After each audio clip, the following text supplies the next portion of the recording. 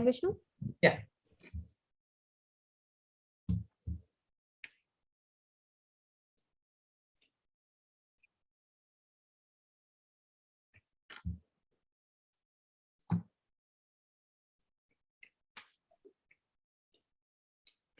Good afternoon, everyone. I'm Vishnu Ajay, one of the coordinators of EML, and I welcome you all to the next lecture in the EML webinar series 2021-22. EML is a flagship lecture series of IIT Madras that conducts year-long lectures and interviews with distinguished speakers from various domains, including media, sports, administration, literature, politics, among others. In the past, we've proudly hosted the likes of Kailash Satyarthi, His Holiness Dalai Lama, Venkaiah Naidu, Indira Nooyi, and A.R. Rahman, to name a few. To continue this grand legacy, I wish to introduce our speaker for today, Dr. Krishnamurthy Subramanian. Krishnamurthy Venkata Subramanian is an Indian economist who is currently the Chief Economic Advisor to the Government of India and a leading expert on economic policy, banking, and corporate governance. He is also a professor at the Indian School of Business and was awarded the Professor of the Year Award in 2019 for the same. Having done his undergraduate degree at IIT Kanpur, he then proceeded to secure an MBA and then a PhD in financial economics from the Chicago Booth School of Business under the supervision of Luigi Zingales and Raghuram Rajan. His work with the Reserve Bank, SEBI, and other private establishments like JP Morgan, ICICI, and Tata Consultancy. Sir, we are honored to have you here with us today. Let's start with the questions. You are an alumnus of IIT Kanpur. After your bachelor's degree in electrical engineering, you diverted into economics and finance. Interestingly, some other leading economists of your generation like Raghuram Rajan and Viral Acharya also followed a similar path. Did you have an inclination towards this discipline of economics early on? As someone who still holds on to the memories of their college days, how instrumental do you think these institutes were in shaping you? First, thank you very much for inviting me to share my thoughts. So, I'll be honest, when I went into IIT, becoming an economist was certainly not one of the objectives. It just transpired. I did take classes in economics at IIT Kanpur.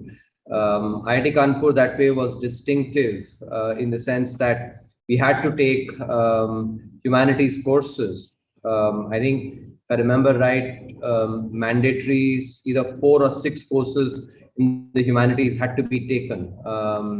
And in that, I think IIT Kanpur was distinctive. And I remember taking courses in economics as well. Did find it interesting. But the reason I ended up, moving towards economics actually was not as much, wanting to do economics per se, as I did not quite like engineering, to be honest. Like many people in our generation, because I liked maths and physics, ended up going into engineering, but then found that, that was not really as much my passion. And then found that, spoke to a few professors at that time, especially there was this professor of mathematics who helped. He said that, you're quite articulate and you're also good at mathematics. So finance, and business, especially in finance, may be something that may interest you. And so that's how I ended up getting interested, and then went to IIM Calcutta. And from there, from IIM Calcutta, that's when actually really my sort of passion for research started, surfacing. There was a very, very, good mentor, and, a very famous researcher, S.S. Bhatnagar awardee by the name Rahul Mukherjee, Professor Rahul Mukherjee. He played a very, influential role in me, going towards research. But I remember him around, I think in the second year or so, saying that don't waste your talent by, not going to academia, was sort of the, and I think that played a very important role in, so I did join, ICICI's derivative research group, just to understand what research was all about. Worked for a couple of years there, and then went for a PhD. So that's how things transpired. I don't think, even with hindsight, I will not say that I planned any of this, over a 25-year period. It's just a lot of serendipity happened, I think, and here I am, really, really privileged. Our next question is, one of the most agonizing images related to the current pandemic was that of the migrant laborers. Even as India moves forward in many aspects of the economy and employment in the past decades, the fact that 93% of the employed are still in the unorganized sector is astonishing. Do you think this is actually detrimental to the economy or the welfare of the people? If yes, what is the way out of this worry? So I think this will take us into a very, sort of a longish discussion on, the various reforms that have been done by the government, and also, about the slowdown in the economy before the pandemic. Let me, sort of keep it short. I think one can speak, I can speak about that for just this thing for the next hour, and hopefully keep you engaged. But instead, I'll keep it very short. See the slowdown in the economy, before the pandemic was primarily because of the financial sector problems that were a legacy of the severe mismanagement of the banking sector, and the widespread crony lending that happened before 2014. I think there's enough been written about that. But what is important to understand is that unlike problems that originate in the real sector, for instance, the COVID crisis is an example of that. When problems originate in the financial sector, and the global financial crisis is an example of such a crisis, the overhang that is created on the economy is much longer. The reason for that is that typically loans, bank loans, or even bank loans to corporates or to individuals typically have at least a 5 to 6 year maturity. And you don't know, whether the loan that was given was to a crony, was it actually, bad loan or not, till it does not come up for maturity, for repayment. And when it comes for repayment as well, because of the severe mismanagement, governance gets impacted, and the banks then have the incentive to evergreen those loans. Evergreening is basically giving another loan to sort of cover up for the lack of repayment on the current loan. And they also end up lending to these zombies, because if a borrower is not repaying, clearly either the borrower is a willful defaulter, or is in significant distress, so does not have enough investment projects, etc. So that's why the crisis that happens, from that originates in the financial sector is usually a much more elongated one. The overhang lasts a long time, and that is what actually led to the slowdown before the pandemic. Some commentators say it happened because of demonetization and GST. The evidence does not support that. There's a paper by the current chief economist of the IMF, Geeta Gopinath, in the Quarterly Journal of Economics, where they don't find any impact on growth, at the macro level, during the time of demonetization and GST implementation. So the evidence clearly, in contrast, we provided very careful evidence in the economics 2020 economic survey, showing that the slowdown was because of the financial sector problems that originated from the crony lending. So that's point number one. That relates to that. So when the economy slows down, job creation, it slows down, job creation is impacted. So that's the first point. Second, it is important to understand why this sort of migrant, labor reverse migration happened.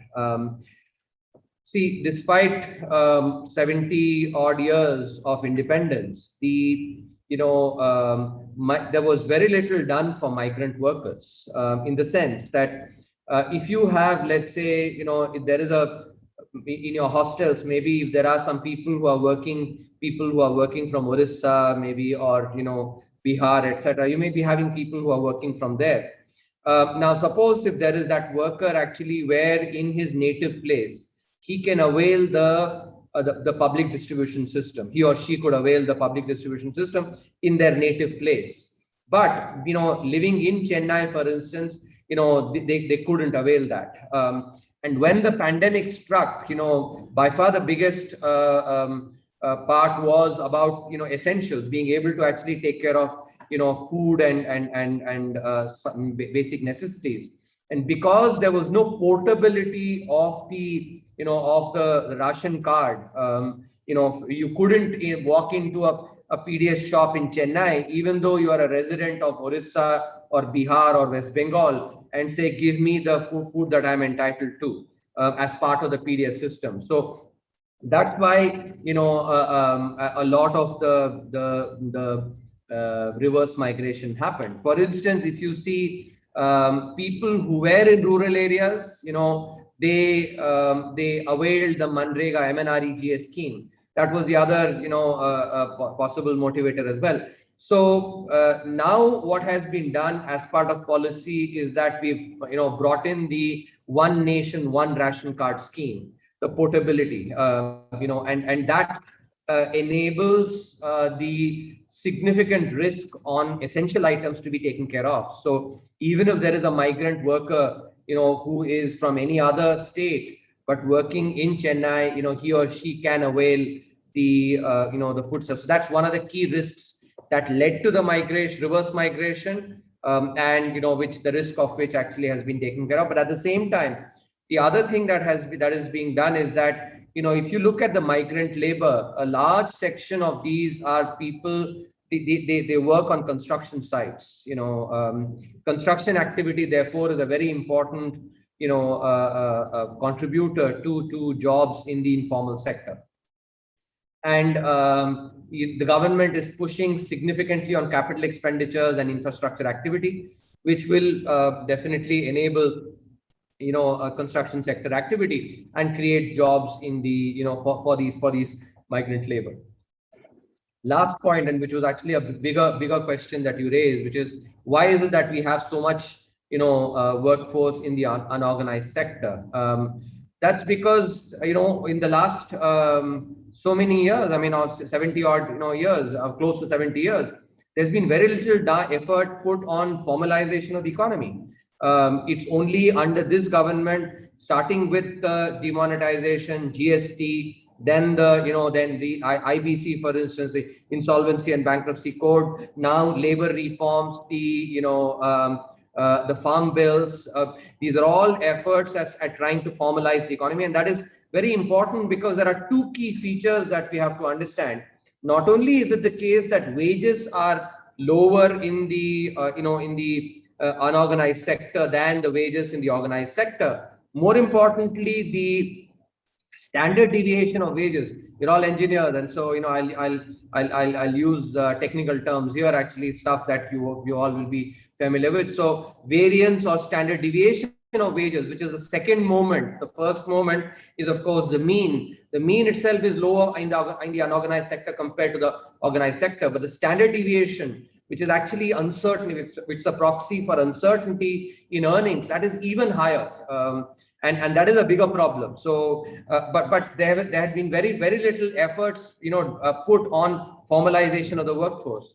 But since 2014, there's been a lot of effort, and it's actually showing impact on the ground. Now, if you look at the periodic labor force service, periodic labor force survey data, formalization, especially in the form of people who are salaried workers, has increased by several crores now. If you take 2012 versus 2018, the data. Similarly, people self-employed, who work for themselves, actually not as unpaid labor, but as actually people who are, sort of working self-employed class, that has also increased.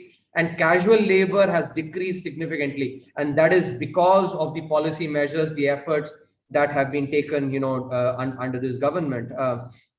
We've had a very long period where slogans like Garibi Hatao have actually been given, but it has been only sloganeering without actually real work on fixing those problems. I think now India has really over the last, I think, 5-6 years, years, there's real work happening on these aspects. Because I think what you have to understand is the essential difference is between giving loaves of fish to people versus teaching them to fish for themselves. The political economy has been such that that those that have been in power for a large period of time since independence have actually found it favorable to keep giving loaves of fish, so that the voting population remains dependent on them. Have not emphasized in teaching people to fish by themselves. I think that is something that that is happening now in this government over the last 6-7 years. That was quite insightful, sir. Let's move on to the next question. In the decades between 1970 and 1990, there was a significant public discourse on economics from people like Ashok Desai, C. Rangarajan, and Vivek Kelkar. This was also the age of insightful committees and reports on policy issues. Somehow, the level of discourse is absent in contemporary India, where the policies are affected by political loyalties. How would you, as a professor and economist yourself, encourage the students to make tangible contributions towards development and public policy? How do they upskill themselves to take up this task? Firstly, it's Vijay Kelkar. Let me correct. Your first part of the question leaves me very baffled. If anything, since 1990s, and if ever in recent times, the debate on development has actually been far more, has been much higher quality. In fact, if you look at the economic surveys that have been written over the last few years, and I'm not including just the ones that I have authored the last 3 years, but even if you include the ones that my predecessor authored, I think there's actually been debate, very high quality economic surveys driven by research, first-rate research, that had been completely absent before that. So I think and the other point is that if in the 1970s to 1990 period was, I think, precisely the period where India did shambolically on its economic models. Shambolic is the word, and I actually use it very deliberately. If you look at the period where India lost out, really, it is starting from the from the 1960s. On so many dimensions. If you look at the East Asian economies, whether it's a Malaysia, whether it's a South Korea, all these economies, they actually raised ahead of us in the 1970s. In fact, the entire sort of even the model of governance and the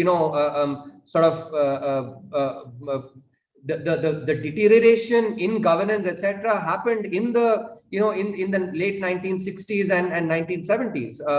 I think up until Lal Bahadur Shastri as the prime minister, I think there was virtue, but after that the degradation of institutions and abuse of institutions started in the 1970s. So I'm really very surprised by the statement underlying this question, because if there is a dark period in terms of our economics that I would actually really pin down, it would be the 1970s and the 1980s, 2 decades where we really lost out. If you compare with China, if you compare with the other economies, that is this was the real dark period, where we had actually, for instance, the marginal tax rate was 97%. I think it just it was completely devoid of some basic common sense, of common economic sense. Because if you are going to earn 100 rupees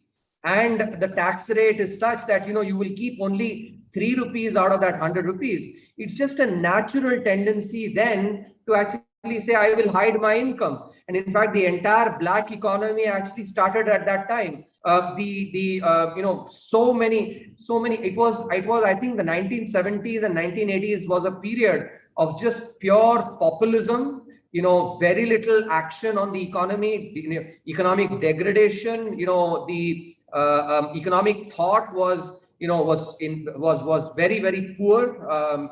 And I think that is the two-decade period that India really lost out. Let's be very, very clear on this. So, I think this, in any fanciful thinking about the 1970s and 80s period about the economy must be completely disbanded. Not only economic degradation, but even, institutional degradation happened at that period. During that period, this period of actually chief ministers being removed left, right, and center. Article 356, I think, being abused. The emergency during that period. It's I think such a dark period. In terms of economic performance, I think by far the worst. So please correct whoever has asked this question. I think needs to really look at the data and actually enlighten himself or herself in understanding it correctly, because in fact now we're trying to sort of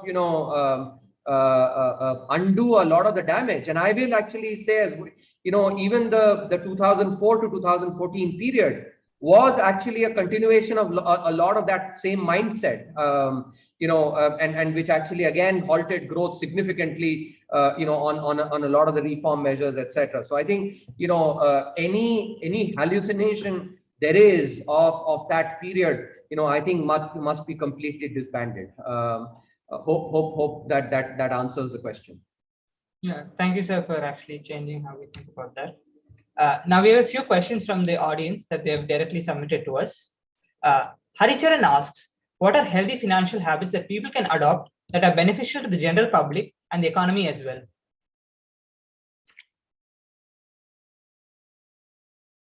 I think at its basic, I would say there are two things that, if common people can understand, can, make a big difference to their own lives and to the economy itself. And these are the concepts of what is called a budget constraint, and second is the concept of opportunity cost. I think these are very important for a household or an individual in his own life, but at the same time it is as important for the country as well. Related to that, I think, let me explain something that a lot of people oftentimes end up missing, which is the difference between the micro and the macro, phenomena. It is about this concept in economics about the tragedy of commons. The tragedy of commons is a story that I actually tell using three characters. Those three characters are somebody, everybody, nobody.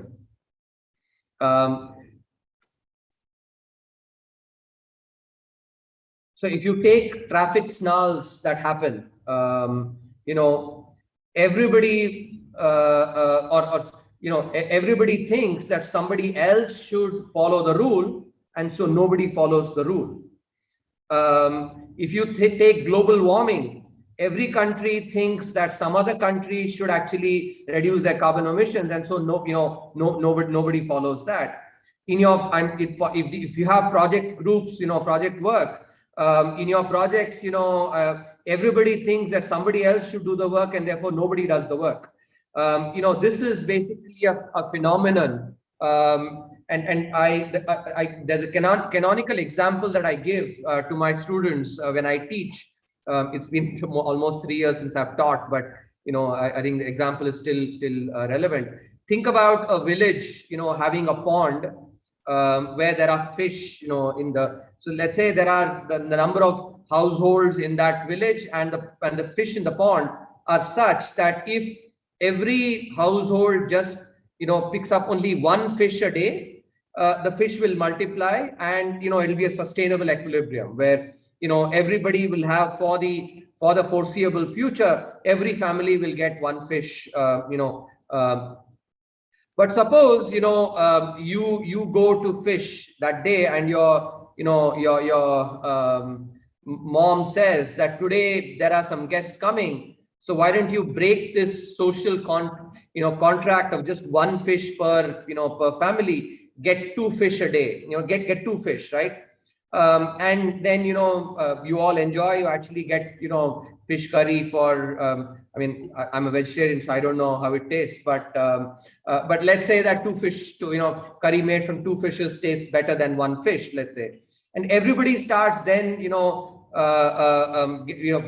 goes to fish, looks left, looks right, saying there is nobody. Okay, let me pick up, two fishes, right? So, so everybody thinks that somebody else should follow that rule of one fish a day, and nobody follows that. So very quickly, what happens is, the fish basically dry up, and there is no, there isn't enough fish for everybody. You have this phenomenon, of this happening in many states. Take Punjab, for instance. Every farmer, pulls out so much water from the, to basically irrigate his, saying that somebody else should actually, just take out only so much water that is sustainable, for the state. And so nobody follows it.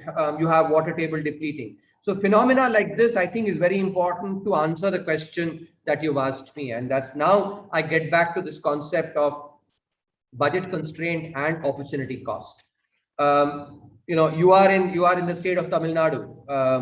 In Tamil Nadu, actually, there has been this practice of giving out, for instance, televisions as free, grinders, mixer grinders, and, now, let me use that to frame the concept of opportunity cost.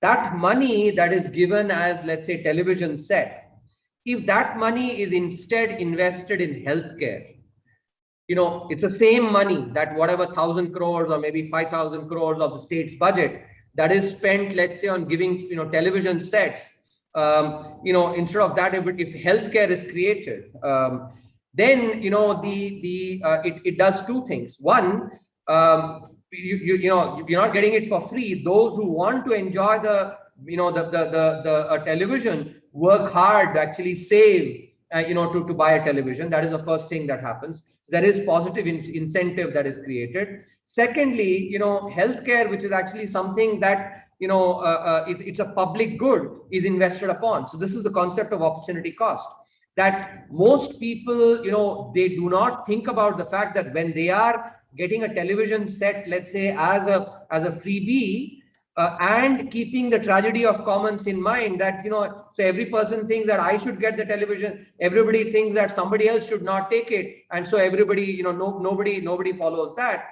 When you aggregate it at the state level, what happens is you don't have enough money for spending on, on healthcare. And again, a very recent example of this was, a cash transfer of 5,000 rupees being given, but at the same time, the state saying, I don't have any money to do vaccination. Again, an example of course, there is money. It's basically where it is being, where it's when it can be spent on giving out dose, instead the money could have been spent on vaccination as well. This was when during the time when the states were being asked to vaccinate. Actually, of course, now the policy was changed, but I think so. This concept of opportunity cost is something that, individuals all of us must understand. Secondly, the concept of budget constraint. Most of us, actually, we all behave as if when it comes to the government, that there is basically an infinite, like an Akshay Patra. In the Akshay Patram is supposed to be one where, because you basically, put Akshay there, and then that Akshay there is actually put back, so it never gets finished. But no treasury, whether a state treasury or the union government's treasury, is like an Akshay Patram. It actually, there's a budget constraint to it. I think, so when for instance, I see this during budget deliberations as well, when industry, everybody wants some concession, now everybody cannot have a concession because there is a budget constraint. When you combine the concept of a budget constraint and that money does not grow on trees with the fact that there is an opportunity cost, when you spend it on things that actually where the bang for the buck is not as high, you lose the opportunity to spend it on, in areas where the bang for the buck is much higher. I will give you a very tangible example. For instance, there is revenue expenditure, there is capital expenditure that the government can do. Revenue expenditure is doles, just giving out doles. Capital expenditure is actually creates assets in the economy, and thereby increases the productive capacity of the economy. Populist, rhetoric is basically giving out dose, doing revenue expenditure. But if the evidence shows that if 100 rupees is invested in revenue expenditure, the economy, gets only between 92 to 98 rupees. In other words, between 2 to 8 rupees is lost, in doing revenue expenditure. While capital expenditure, when the government does 100 rupees of capital expenditure, about 400 odd rupees of, gets added to the economy. So 4 times as much. It's much harder to resist the populist temptation to do the revenue expenditure, and do capital expenditure. But that is exactly what this government has done, incidentally. But I think that is another illustration of the concept of opportunity cost. Because, when we invest our own money, would we ever go and invest our money in a venture where you put 100 rupees and get 92 rupees or 98 rupees? You will never do that, to your own money. In contrast, if you invest 100 and you get 400 rupees, you will definitely go and invest in that venture. So I think, the fiduciary duty of a policymaker, something that we have taken it very seriously, in this government, is to actually treat the taxpayers' money like your own money. And that is the concept of opportunity cost and budget constraint. So I think, both for individuals and for the economy itself, these two concepts are really important to keep in mind. I'll give you one more example actually on, suppose you have on your own individual level, how the budget constraint and opportunity cost starts playing. Let's think about it in terms of your, rather than in terms of money, think about time, and time as money. If you spend that, your time, let's say, going and partying in the, every day, versus working on, working hard on acquiring your skill set. There is a budget constraint because, every day there are only 24 hours. There's a budget constraint, and there's an opportunity cost that if that 4-5 hours, when you go and you basically, let's say, you drink yourself to glory and you get up in the morning, next morning, get up with a hangover, and therefore you can't work, you can't work. So there is an opportunity cost again, there. So the concept of budget constraint and opportunity cost plays as much on your own individual life as it plays in the context of the economy as well. So if there are two concepts that I would actually say that are really important for everybody to understand, it is the concept of opportunity cost and budget constraint. And in that, let me mention again, the Prime Minister of the country, has the same 24 hours a day as the person who's actually, who's, let's say, doing, less privileged activities. It is how we all utilize that time and, take into account the concept of opportunity cost and the fact that, time is finite. There's a budget constraint. That's what makes the difference in terms of whether you become the Prime Minister or achieve, or, do you actually just remain mediocre. Thank you, sir, for suggesting and explaining those two concepts. Our next question comes from Aniket, who asks, what do you think is stopping the labor-intensive manufacturing sector from growing as much as, say, the service sector?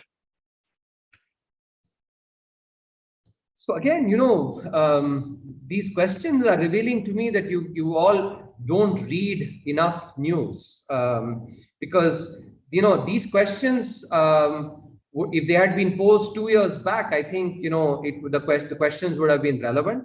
But if you look at the recent data, if you look at the number of new firms that have been created in manufacturing now in the last 2 years, those are actually the number of new firms created is almost 2.5 times as much, in the previous period. And over a 5-year period, the number of new firms created in manufacturing has increased, almost 3 times.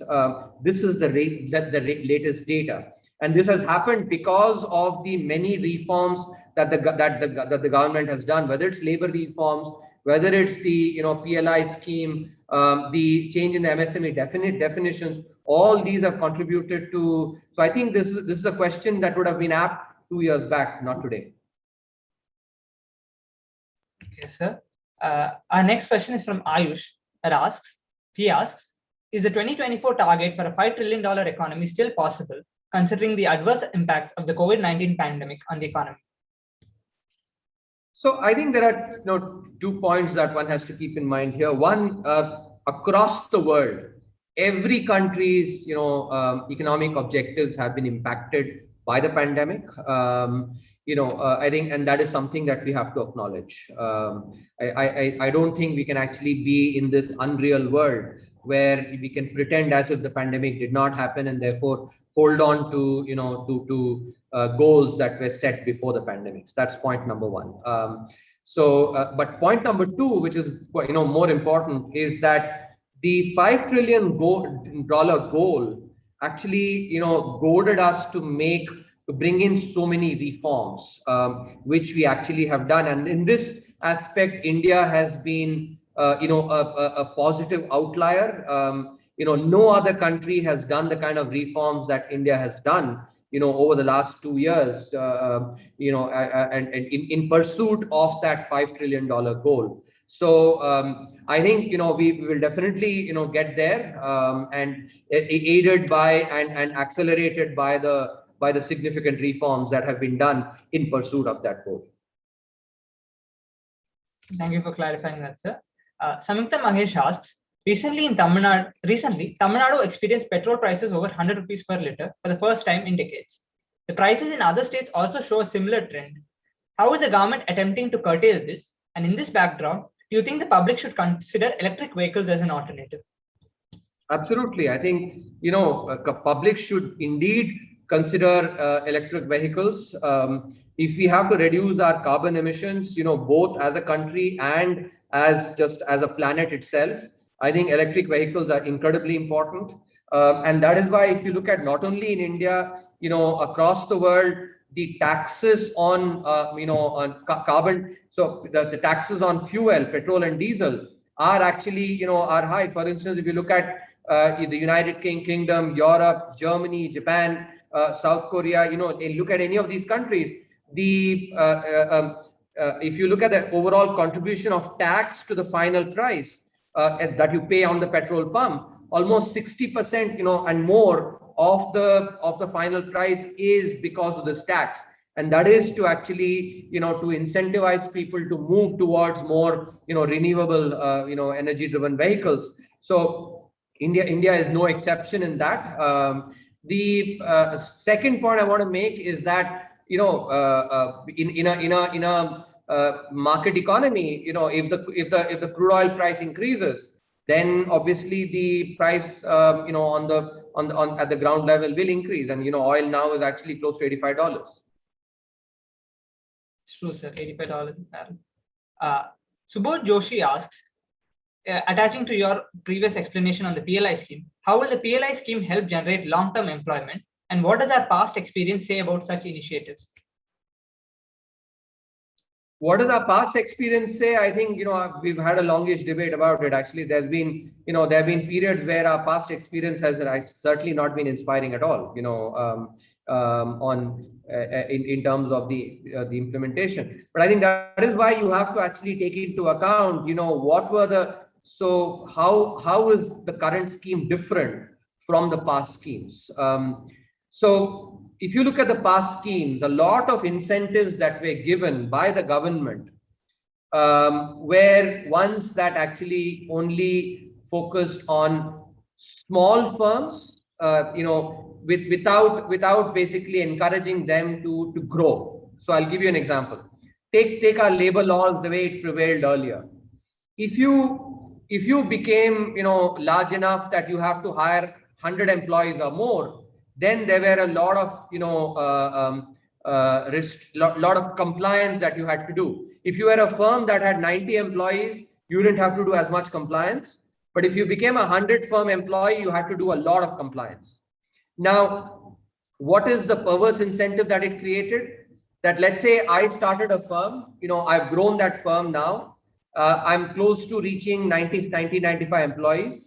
Rather than growing it beyond 100 and becoming subject to all these compliances, I go and create another firm in my wife's name, and then another firm maybe in my driver's name, and then my Dhobi's name, and maybe in my maid's name, and this, that, and the other. And so instead of having a firm that has actually 1,000 employees, which enjoys benefits from economies of scale, because economies of scale actually reduces your overall costs. Instead, I became a promoter that had 10 firms, each of which was about 95, 98 employees, none of which was enjoying economies of scale. And so the cost of production was very high. And so I could not compete in the global markets.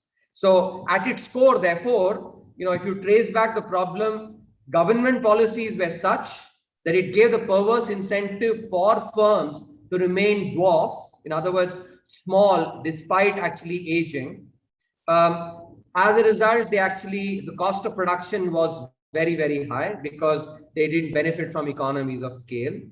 Because the cost of production was very high, they couldn't go and compete in the global markets. Not only that, now you had to actually then increase import tariffs because the cost of production for these firms was so large that in order to actually, if the foreign competition came, actually these foreign firms, because other countries had not created these perverse incentives, the firms were allowed to grow larger and avail economies of scale. They actually were much more competitive. So you had to erect barriers to sort of, and thereby subsidize the inefficient firms. This is how the policy sort of ended up growing. And let me give you the evidence of this. If you take the United States and compare it to India, plot on the x-axis the age of the firm, plot on the y-axis the multiple of employees that is created. So let's say take the base as the number of employees the firm had when it was 5 years old. Take that as your base, and then plot on the y-axis how many employees did it create as it aged. So 100 as the base, let's say, for 5 years. Now do this plot for the US and do it for India. This is a nice paper in the Quarterly Journal of Economics, actually by researchers at Harvard, that actually showed that if you keep the base as 100 for employees when the firm was 5 years old, by the time the firm became 30 years old in the United States, the firm was creating 700 jobs. So from 100, it had actually grown seven times. It was creating 700 jobs. Why? Because the policies were did not create these perverse incentive for firms to remain small. In India, what was the same piece of evidence? That a firm that was creating 100 jobs when it was 5 years old was creating only 140 jobs on average when it was 30 years old.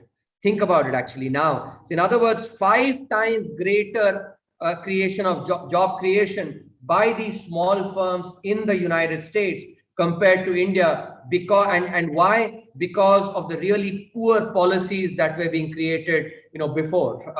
And basically this thing, small is beautiful. Small is beautiful, but dwarfs are not necessarily beautiful. You have to make a difference between infants and dwarfs. Infants are small now, but they will grow. And nature also, in fact, supports actually, when an infant is supported, the parent takes care of it, right? But not necessarily dwarfs. No parent supports a kid that has not become, self-reliant, even when the child is 30-year-old. Parents take care of their kids till they are 17, 18-year-old, actually, because they are infants, they need support. But that is how actually, so what happened, therefore, is because of such perverse policies, our firms remained small, did not create enough jobs, and could not compete with with globally. We had to erect barriers, thereby preserving the inefficient and subsidizing the inefficient. That is how policy has, and some of this stuff actually continued during the entire socialist era. This is the kind of but now what does the PLI scheme do? PLI scheme is its production linked incentives, which means that you get the incentive only if you grow. You do not get that incentive if you do not grow.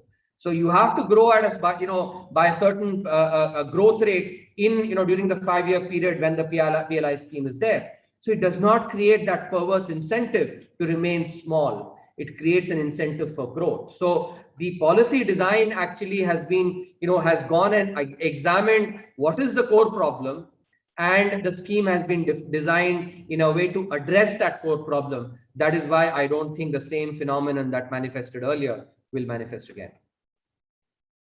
Thank you for the valuable insights, sir. Our next question is from Shovan. He asks, now that cryptocurrencies are gaining traction around the world, How should India respond to it? Will cryptocurrencies and blockchain technology reinvent the banking system in the country? See, you have to make a distinction between blockchain and cryptocurrency. Cryptocurrency relies on blockchain, but blockchain has applications far, beyond cryptocurrency. Blockchain has applications, in several different areas. I say this as somebody who actually, was an engineer, then became an economist. In fact, my BTech thesis was on the application of neural networks to electrical engineering problems. So this is something that I, have interest in. So it's important to understand, therefore, that blockchain has far more applications than cryptocurrency itself. Now, as for cryptocurrency, I think what is important to understand is that, if there is a financial innovation that is a zero-sum game, that creates a zero-sum game, where, let's say, I buy cryptocurrency from you. You are selling that cryptocurrency to me. After I, let's say, buy that cryptocurrency, maybe I buy it at level X when the value is X. And maybe in the next 6 months, the level goes to 3X. So as you can see, that this is a zero-sum game, because if you had not sold that cryptocurrency at the level of X, you would have enjoyed that gain from X to 3X.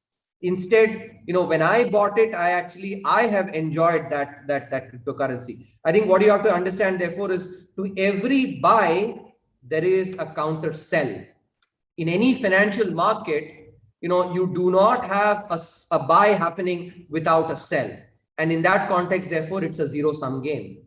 So zero-sum games where actually, let's say, let me give you, not that I'm equating it to gambling, but let's say, you and I, play cards, and in hostel, I'm sure you have these games, right? Where you sit and, and there is money being wagered.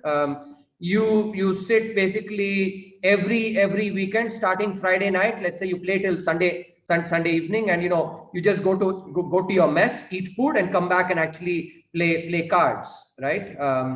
Now money has changed hands, of course, during that. Your wingmates, maybe somebody might be richer, somebody might be poorer, but collectively the money in that wing remains the same. Has a productive asset been created during that 2-day period, weekend? Nothing, no productive asset. Just money has changed hands, but aggregate money in the wing and aggregate knowledge in the wing has remained the same. No productive asset has been created. This is an example of actually something that happens when you have, let's say, financial sector transactions that do not create any benefit for the real economy. It is like sitting together and playing cards for 2 days together. Changes the configuration. These are all transfers. It's like transferring something from the left hand to the right hand. That's why I made the distinction between blockchain and its applications versus cryptocurrency. Blockchain, for instance, if it is used for registering real estate transactions, enormous value. It creates a lot of value in the in real estate. It can be used for a lot of other in governance as well, e-governance, enabling e-governance. But cryptocurrency, unless it creates benefits for the real economy, is like it is basically just it's a zero-sum game. Let me contrast it to an innovation which actually has really positive benefits that was created. This is something that happened under this government, the Jan Dhan account. So Jan Dhan account actually is an effort at financial inclusion, again, financial innovation, but which has actually enabled, hitherto really poor and less privileged sections to be able to get, credit. They're able to access bank accounts. So that's an example of an innovation that is really having, benefits for the real economy. So, as an economist, but as a financial economist, I will actually tell you that I support innovations that benefit the real economy. Innovations that are similar to actually, all of you sitting in your wing and just playing cards for 2 days, are not ones that I really am enamored by. Thank you for explaining that to us, sir. And our final question, Vedant asks, do you think the Indian economy can handle the impacts of the third wave if and when it arises? Yes, absolutely. So, two, three things. Let me point out, the Ministry of Finance, writes a monthly economic report, under the leadership of the Chief Economic Advisor. So in the June edition of this report, we had actually written about this.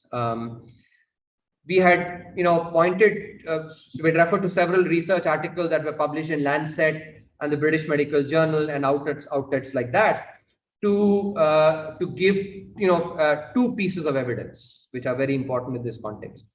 First, that if you have been infected, either you got COVID or let's say your near and dear one got COVID and you were asymptomatic, but you, let's say, were in fact infected. And therefore, if there's a test done for presence of antibody in you, seroprevalence test, you are positive, let's say. Now, if you have been infected, then the protection that you get from being infected lasts from 6 to 8 months, at least 6 months. That's the first finding, and this was a Lancet study. The second study was that if you have protection from the infection and you get 1 dose of the vaccine, the combination of protection from the infection plus 1 dose of the vaccine is equivalent to 2 doses of the vaccine. Now, keep in mind that the protection that you get from the infection lasts 6 to 8 months. Does not last forever. But the ICMR came up with a seroprevalence study which showed that close to 80% of the of those that had 70% of people had antibodies after the second wave. So based on that, we did projections and said that if India vaccinates gives 70 crore doses by September, then before the festive season, a lot of us would actually, large proportion would have protection. Now, at that time when we actually projected and we said that we can do 70 crore doses, it was regarded as very ambitious, but we now have actually done 85 crore doses. Significantly higher than the 70 crore. Very ambitious projection, but we actually have done much better than that. Why is this important? Because evidence shows that if you get vaccinated, you have protection equivalent to 2 doses. Then likelihood of death is much lower. Likelihood of hospitalization is much lower.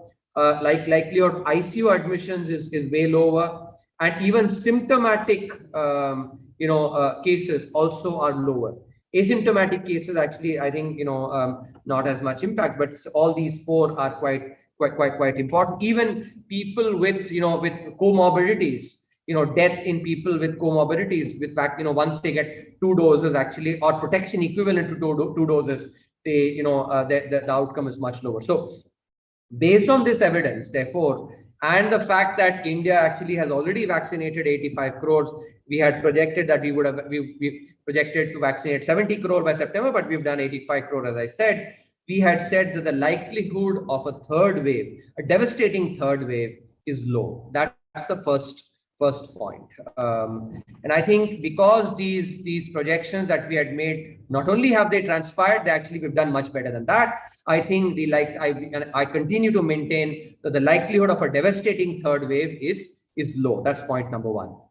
Point number 2 is, even if there is a third wave that comes, during the second wave, we've actually demonstrated that we are able to, balance lives and livelihoods, that trade off very well. We've been able to actually take care of, by only imposing restrictions at the state level, we've been able to actually ensure that livelihoods are not as impacted. So I think even if there is a third wave, I think the learnings from the second wave on how to manage, I think will be very, very useful. So I don't think, therefore, the likelihood of the economy being impacted, very, very adversely the probability of that is very low. Thank you for that very insightful answer, sir. And with that, we come to the end of the lecture. I would like to thank Dr. Krishnamurthy for spending his valuable time with us and giving us insights and answering our questions. I would also like to thank all the viewers who sent their questions for this lecture. Stay tuned to EML because we have an exciting lineup of speakers scheduled for the future. Like,